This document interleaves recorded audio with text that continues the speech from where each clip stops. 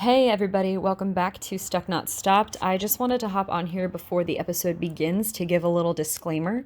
Around the minute mark 6:15 to 6:45 in that time range, there is mention of a sexual scenario. It is nothing extensive, it's nothing drawn out, it's nothing graphic, but I do mention a couple details of a sexual setting. So if this content is sensitive to you, please be mindful of this, and you can either mute the episode for that range of time or skip ahead. Thanks for listening.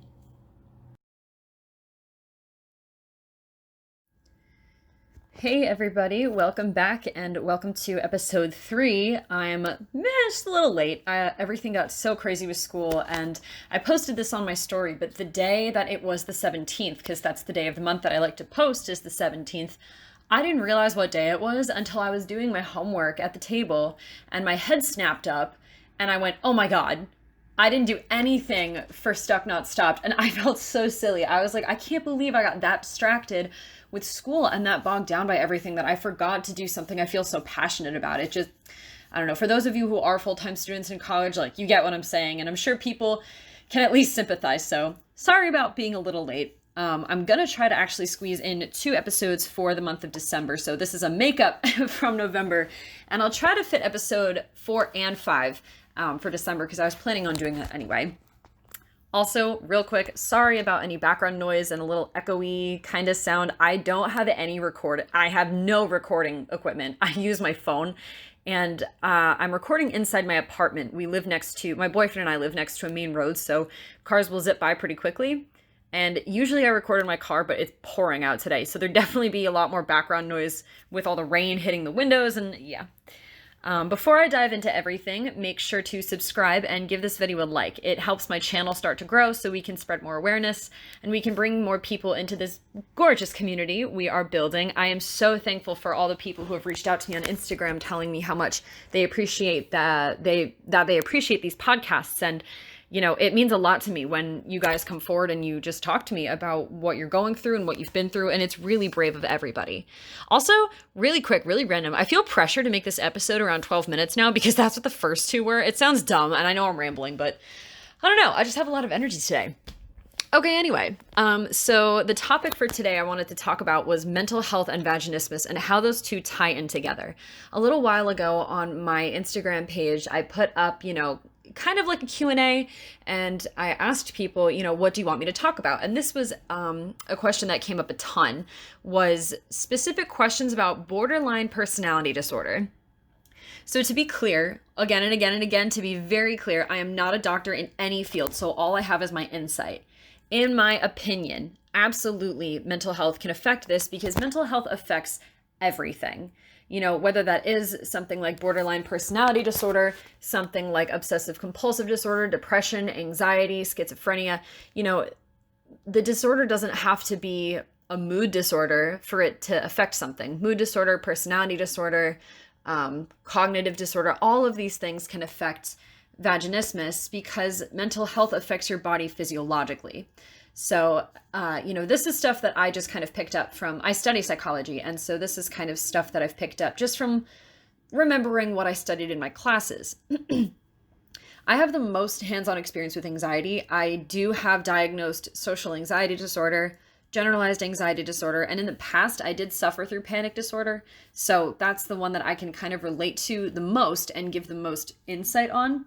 And not only can anxiety manifest physiologically, any mental health disorder can, and this is actually called somatization. I think I said that right. If I didn't, let me know in the comments below how to pronounce that. It's Somatization. I'll put a link in the description box below, as well on my blog site, so you can read more info on that. But the gist about somatization is a physical manifestation of mental components, I guess, and content. I don't know what the right word is to use, but it's kind of like when you feel depressed or when you feel anxious.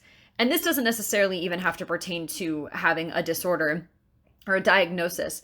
But when you get nervous because you're anxious about something and you get those butterflies in your stomach, or when you're angry and your heart starts to beat really fast, and I don't know about you guys, but sometimes I feel like I can feel the blood running through my arms if I'm got a lot of energy.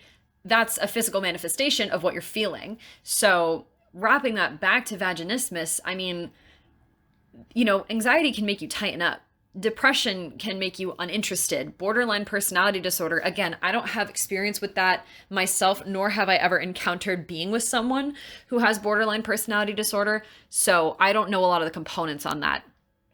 But I know that in any kind of disorder, when you go through anguish, you clench up. Your body will shut down, or your body will go into almost like a flight or fight mode. Not necessarily because you're in actual immediate danger, but it doesn't mean you don't feel that way. Like when you're super upset, when you're super anxious, when you feel like you can't get out of bed and you feel guilty. Guilt can do this too. And I'm sure a lot of us can relate to having a sensation of feeling guilty with something like vaginismus. I think that I know that when I clench up, I don't feel it. I clench my teeth, my knuckles, my knees. That's the weirdest spot to clench up. I notice that my knees will I'll either lock them or they'll be held in super tight if I'm driving. But, so of course that can affect your pelvic floor and your vaginal muscles and all that. Sometimes even if I'm in the middle of doing anything with my boyfriend, we're not having sex, but if we're doing anything else and it involves foreplay, sometimes at random, he'll touch my thigh and I'll just be like, nope, I can't do it. It's too close to the area, and he doesn't take any offense to that. And he shouldn't, by the way. If you guys have boyfriends who have issues, or girlfriends who have issues with what you're going through, that's a conversation that you need to have. Anyway, so anxiety and depression and obsessive compulsive disorder. And I know I'm naming a lot of the quote unquote generic mental disorders. If there are any other mental disorders you guys suffer with in relation to this, or even if you're just listening and just in general, let me know in the comments below what might not be as common, but absolutely just as important. So going through any kind of mental anguish and vaginismus are tied because your body is tied to your brain. Your body is tied to how you are feeling emotionally.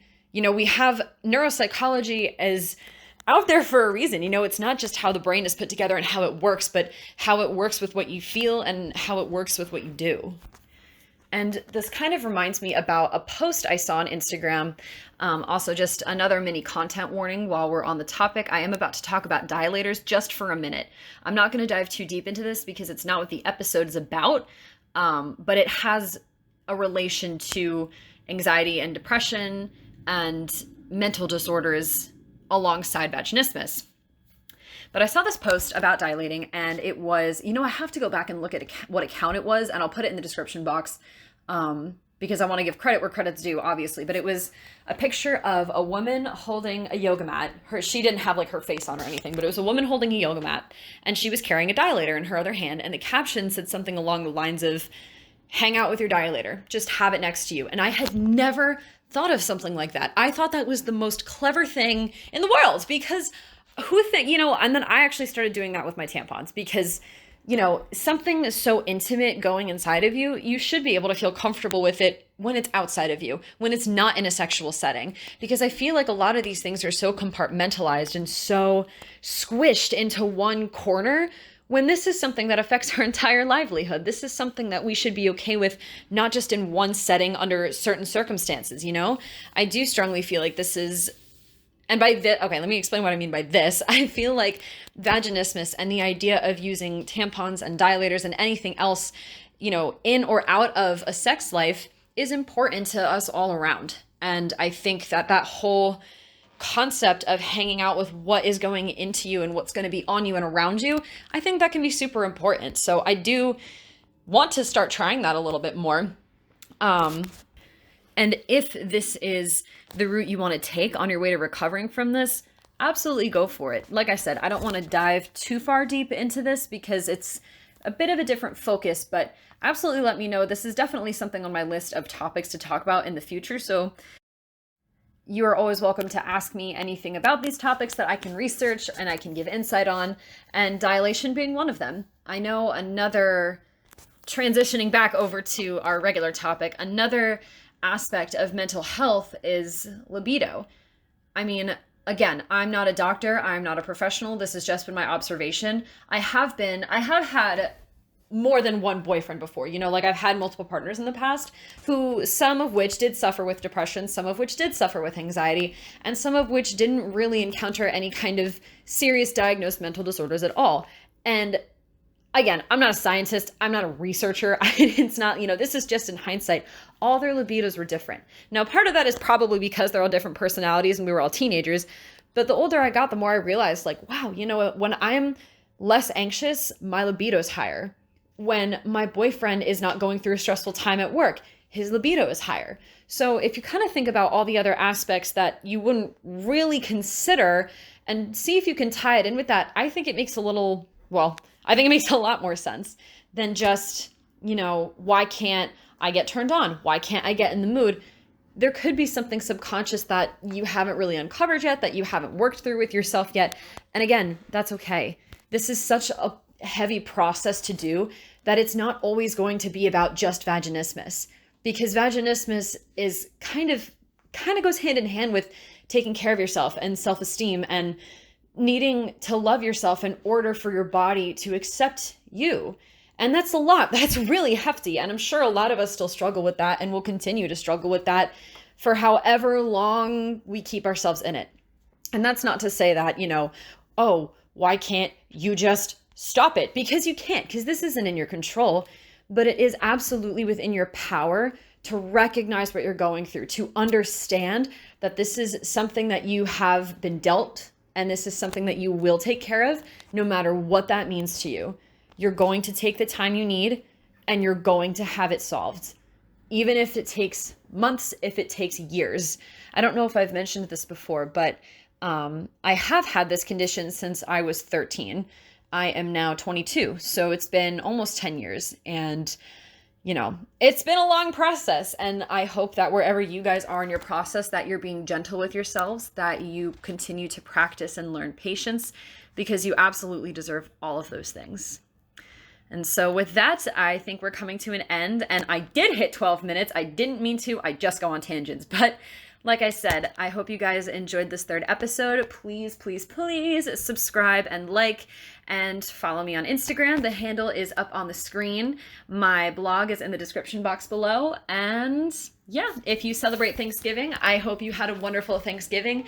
And if you don't celebrate Thanksgiving, I still hope you had a wonderful November. And I will talk to you guys in the next episode. Bye.